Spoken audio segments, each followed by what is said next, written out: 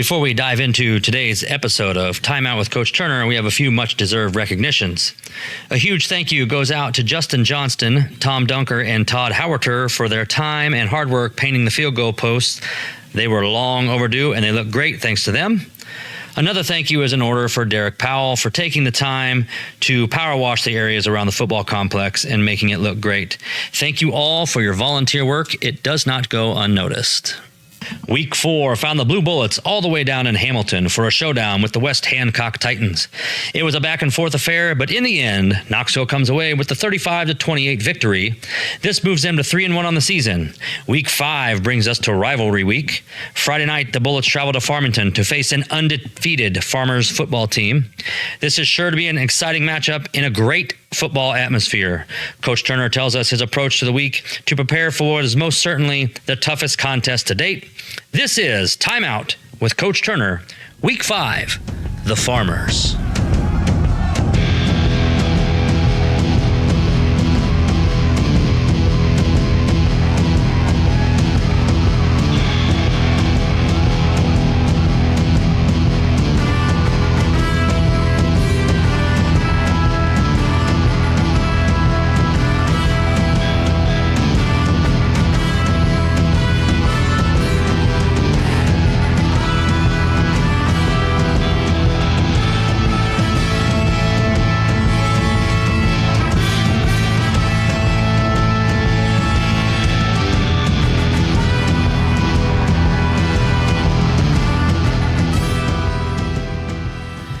We are back with Coach Turner. Week 4 is in the books. Knoxville traveled to Hamilton to take on the West Hancock Titans in a really close battle all game. Knoxville pulls off the win 35-28. So Coach Turner, first of all, thank you for joining me again, and congratulations on the 3rd win of the season. Yeah, thanks a lot. Appreciate you having me in again, and excited for the boys. They did a nice job down there, and looking forward to this week.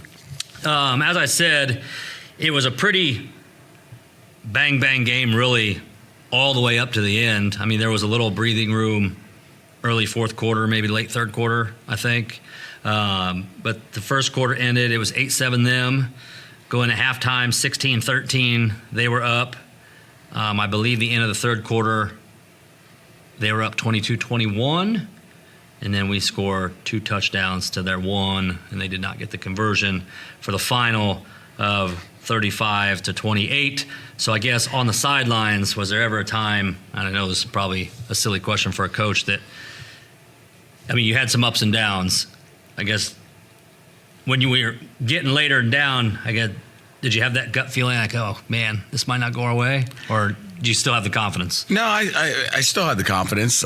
My fear with that was the kids losing their confidence. Yeah. I knew we were still okay. I mean, we had to clean some things up and do some things right. And we made some halftime adjustments that we finally got going there late in the 3rd quarter, early 4th quarter, getting some things going that we wanted. But, I was super proud of the guys because I keep talking to them like, we got to learn how to win games. Mm-hmm. And, it's not easy. No matter who you're playing, every week it's tough to win. They're trying to win too. And this was definitely a game where we found a way to go win the game rather than lose the game. And, I was super proud of them that they found the way, whatever we had to do to, win the game. And we found that way. And I was super proud of them for that. Yeah, I know through the first half, just watching, I had that feeling of, it's one big play by either team to really dig a hole for the other team. And they surprised me. West Hancock, their record wouldn't show it, but I thought they were a pretty respectable team. I never once thought these guys, I never once thought they were, quote, bad or off, but I think they're pretty solid. Yeah, I think they're a really good football team. I mean, they've lost to 2 4-0 teams and a 3-1 team. So, it's not like they're losing to slouches, and they went toe-to-toe with us, and they went toe-to-toe with Farmington in the first half, and Farmington pulled away late. Macomb kind of had their way with them. I haven't watched much of that film, but, so they're a really good team, and I foresee them maybe sneaking in the playoffs. Yeah, it wouldn't surprise me at all. Offensively, another run-heavy game for the Blue Bullets with a total of 415 rushing yards on 51 attempts. We'll do a quick rundown. Easton Harshbarger had 218 yards on 23 carries. Austin Harshbarger, 99 yards on 4 carries, and I believe late he had an 82-yard touchdown, was it? Something like that. So most of those came on one play.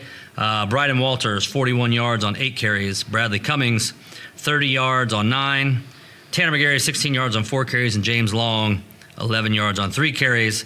Obviously, it was a huge night for Easton Harshbarger, who was, quite frankly, he looked like a whole new kid out there. He was a workhorse, and I thought that's the best I've seen him play in his tenure at Knoxville High School. Yeah, to steal a quote from my friend Coach Doherty, he would always, when we'd watch film and see some guys playing like Easton, and he played like a war daddy on Friday night. Like he was legit. And earlier you talked about a big play either way. Well, it was Austin's big 82 run that was that turning point in the game. That was the big play that got us over the hump, and but it all starts up front. The O-line just steady as always, and those guys are blocking well for each other, and it was a great night. Easton, 218 yards is darn good on 23 carries. I mean, we fed him there the whole fourth quarter, and he didn't back down. No, so I mean, a lot of times,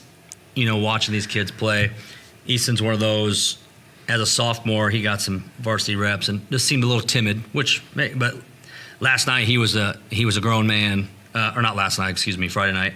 He played strong. I'm guessing that's a good confidence builder for him, as well as the coaching staff. Like, hey, we can give this dude the ball, and he's going to get after it. It also possibly gives others the opportunity to shine with teams coming up. They're going to see those stats, and they might key on him. So you have 5 other options, that always have good carries. So that might be a good chance for others to have a big game like Easton did. Yeah, absolutely. I mean, that's our goal on offense, is to be balanced. Like, if you look at the season stats, I think all of our ball carriers, our main ball carriers are like 3 or 4 carries separated. So it's not like one guy's getting 25 more carries than the other guys, and every game. Like Friday night worked out that way, where Easton had the bulk of the carries, 23 of the 51, but we've been pretty balanced across the board. And to be honest, we found a formation, and we found some things we wanted to do, and to force them to adjust, and they never really adjusted. So we just kept doing it. Doing it. Yeah. So there was one play, he was coming up your sidelines, headed to the far end zone. Some kid it's almost like he just scooped the kid up and ran for 8 yards holding him before he finally went down. But it was good to see that. It was real good to see. I noticed for a while you mentioned, you didn't want the kids' heads getting down. Well, for a while they were on the sidelines. Of course, as a spectator, I watch the game different than you do, obviously, and you focus mainly on your own kid that's out there. But there was a few times I'm like, oh man, this could be bad. But like you said, the big play from Austin Harshbarger, just seeing he had 3 or 4 blockers with him that they didn't need, all celebrating the whole sideline. So that was a pick me up. The kids didn't let that overcome. So that was definitely good to see. Like you mentioned before, or maybe earlier here, that they found the way to win it. Right. They didn't give up. They kept playing. Passing, I think we went 1 for 4. I believe 4 attempts. And there was a couple more design passes in there that Bradley just tucked it and ran. Yeah. Well, actually, the first touchdown, it was a design pass, and he just saw green grass and took it and ran, which we coach him up to do. So defensively, we had seniors Brady Agan and Nick Flacco led the way, each with 5 tackles. Senior Daniel Huddleston and senior Bradley Cummings followed up with 4 apiece.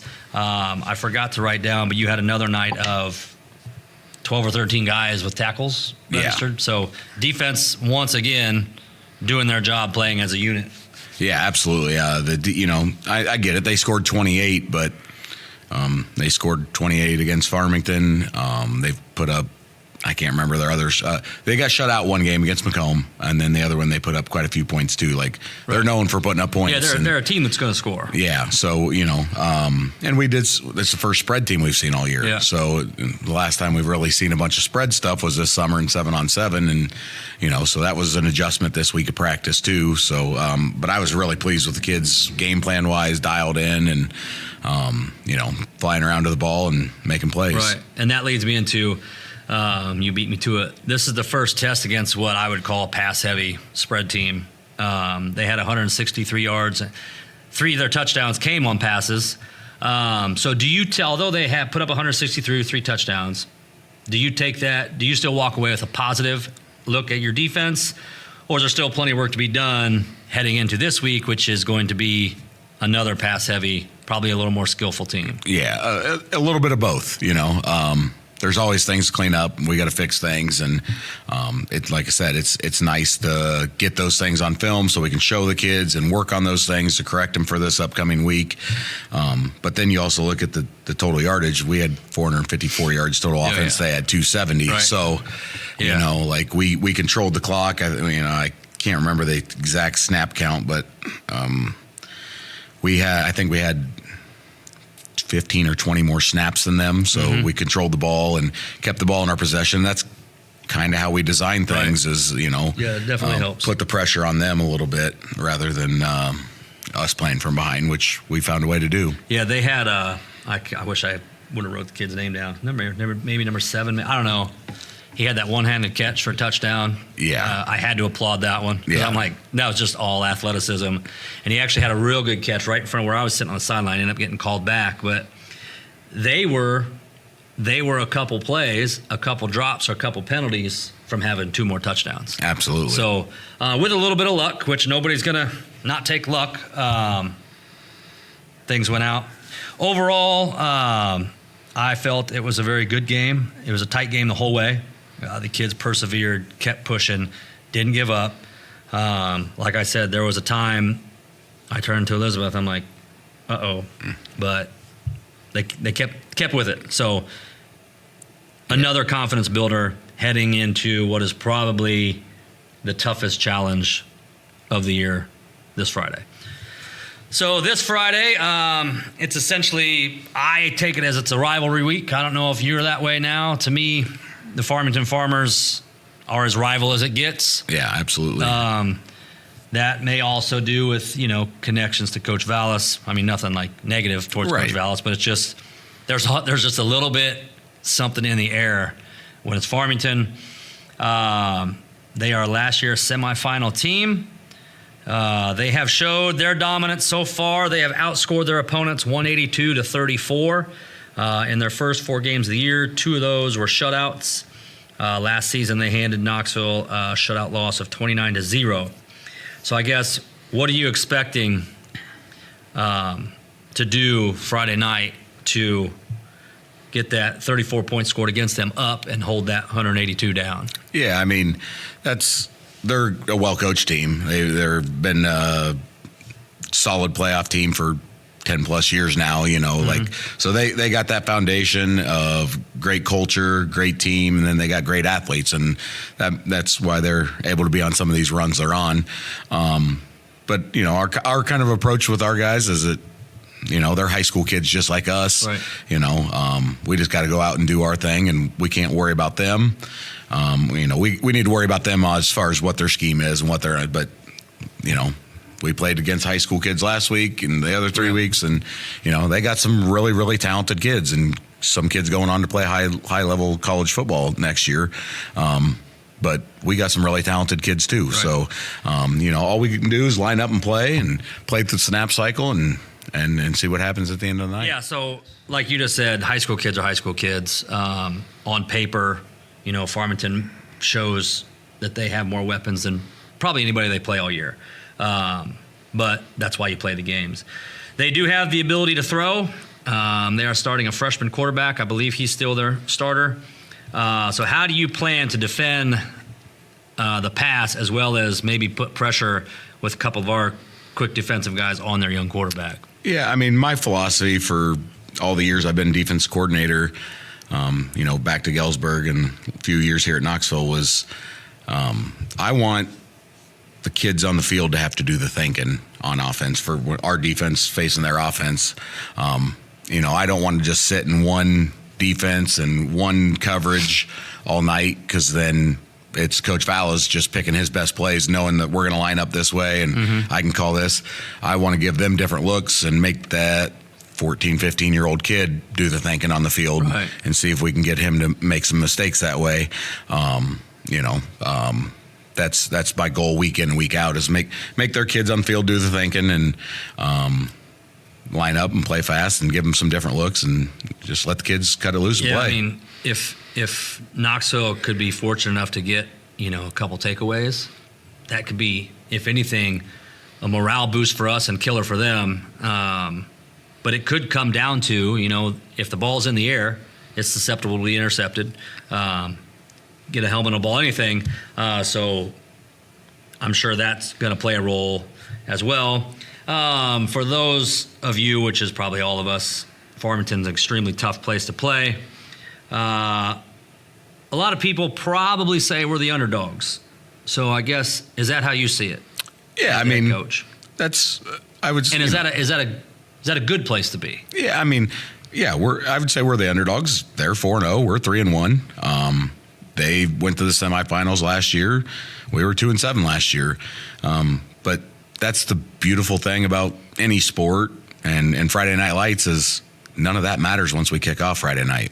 It's just one single game, and we just got to play that game. You don't have to be the best team, week in and week out. We don't play them week in and week out. We got to be the best team Friday night, and and if we would run into them in the playoffs again, be better than them in the playoffs again. Right. But none of that stuff matters. We haven't qualified. They haven't qualified.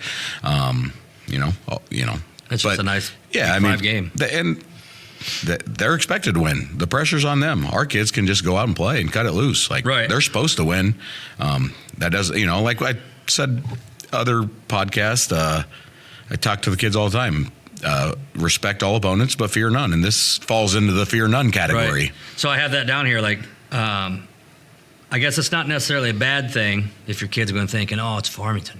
Hopefully they're saying, hey, it's Farmington. The worst we can do is lose. Right. There's nothing to lose. So I guess, is that the mindset you're going to have in your kids all week? Hey, you got to get up in their face. They're 15 through 18, just like you guys are 15 through 18. And it's just whoever wants it, go get it. Yeah, I just want our kids to come out and play, know the game plan and play fast and play physical and then let their work on the field, be shown. And I think we got enough guys that can go out there and make plays that I'm fully confident that, we can give them a scare, possibly win the game, but we got to execute. Right. And Coach Vala's is probably telling their guys the same thing. It comes down to execution. Like you said, the turnovers and penalties and things like that are going to hurt you in any game. But this game's no bigger or smaller than last week's game or next week's game. Right. So we just got to enjoy the moment and go out and take hopefully advantage. The kids, this is going to be, so far this year, this is going to be their first football setting because their community's behind them. So if anything, hopefully they use that to their advantage. It could be just an adrenaline rush for us as it could be them. Like I said, Farmington has everything to lose. We have everything to gain. So with any luck and skill, like you said, make things happen and see what happens with it. We've mentioned Coach Toby Vallis, former Knoxville coach. Obviously, you have a history with him. You've coached with him. You've coached against him. I'm sure you know him and his teams well, and I'm sure the opposite or the same goes for him knowing probably pretty much what to expect from you. But old Vallis, he usually has some tricks up his sleeve here and there. So I'm assuming that's possible. And without giving away too much, I said, do you have anything of your own in store that we haven't seen yet without telling us what it is? Right. Yeah, no, every week, that's why you do game film and you have the Sunday meetings with your coaches and stuff, is to add in some new wrinkles here and there. Farmington's defense is different than the way West Hancock defended us. So we gotta put wrinkles in here and there, just like they're gonna do. They see how we defended West Hancock, and they're gonna try to put some things in to make us vulnerable on defense, and we're gonna do the same thing to them. It's preparation that you got to do the same for every team. Coach Fowles gave me my first coaching opportunity as an assistant here at Knoxville in 2004. So I appreciate, everything he's done to me up to this point. But Friday, it's no different than playing a pickup game in the backyard with one of your buddies of anything. You're going to be friends at the end of the night, but I'm going to try to whoop you while we're playing. 100%. If I remember right, we discussed before we started here, I think our last victory versus Farmington was 2019 in a thriller down here at Dennis Larson Field. This game is going to have a playoff feel, really. I mean, I know it's only week 5. Neither team is guaranteed a spot yet, but it's just going to have that feel to it. Are you going to have your team, I guess, take that all in, or do you want that to be on their minds? Like, you think that'll be a distraction, like, hey, this game's huge, but it's just another game. Yeah, when it comes down to the environment, like I'm all about that. Like those are the, back to that 2019, I wasn't at the Farmington Knoxville game, but I was at all the playoff games that year because I was coaching in Galesburg in 19.